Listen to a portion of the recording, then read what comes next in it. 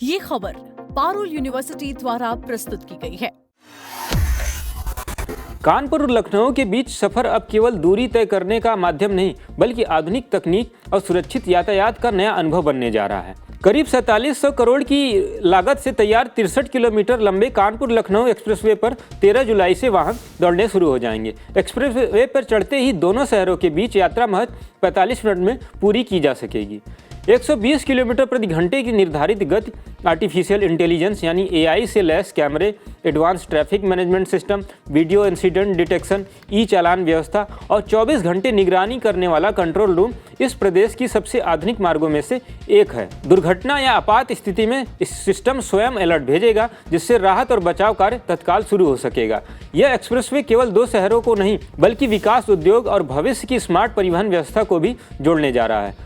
करीब 4700 करोड़ रुपए की लागत से तैयार 63 किलोमीटर लंबे कानपुर लखनऊ एक्सप्रेसवे का 13 जुलाई को उन्नाव से पूर्वा विधानसभा क्षेत्र के पड़ही खुर्द गांव के पास से रक्षा मंत्री राजनाथ सिंह इसके उद्घाटन के साथ इस महत्वाकांक्षी परियोजना को राष्ट्र को समर्पित कर दिया जाएगा। इस एक्सप्रेसवे की आधारशिला पहली बार मार्च 2019 में रखी गई थी।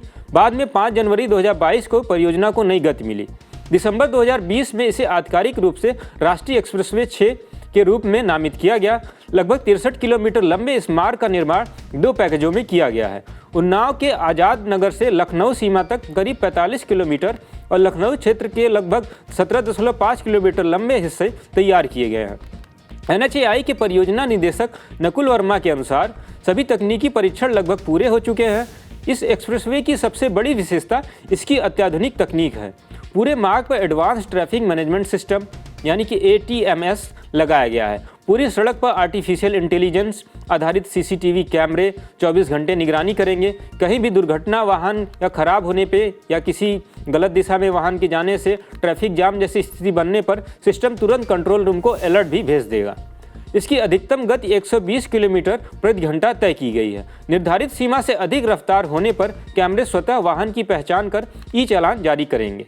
यात्रियों की सुविधा और सुरक्षा को ध्यान में रखते हुए एक्सप्रेसवे पर आधुनिक सुविधाओं का विशेष ध्यान रखा गया है। इलेक्ट्रिक वाहनों के लिए चार्जिंग स्टेशन विकसित किए गए हैं। साथ ही विभिन्न स्थानों पर अंडरपास, फ्लाईओवर, रेलवे ब्रिज और बड़े पुल बनाए गए हैं ताकि स्थानीय यातायात प्रभावित न हो। पूरे मार्ग की निगरानी के लिए 27वें और 35वें किलोमीटर पर अत्याधुनिक कंट्रोल रूम स्थापित किए गए हैं। इसके साथ ही एक्सप्रेसवे पर टोल वसूली की जिम्मेदारी महाराष्ट्र की कंपनी साकार ग्लोबल को दी गई है। टोल प्लाजा पर कर्मचारियों की तैनाती हो चुकी है। वहीं हाईवे के निर्माण PNC कंपनी का दिया गया है। एक्सप्रेसवे में NHAI का वार्षिक पास मान्य होगा, जिसमें केवल 15 रुपये एक तरफ के लगेंगे। वहीं बिना पास के कार से एक तरफ का सफर तय करने के लिए लगभग 275 रुपये का टोल देना होगा, जो मौजूदा NH-27 की तुलना में अधिक होगा।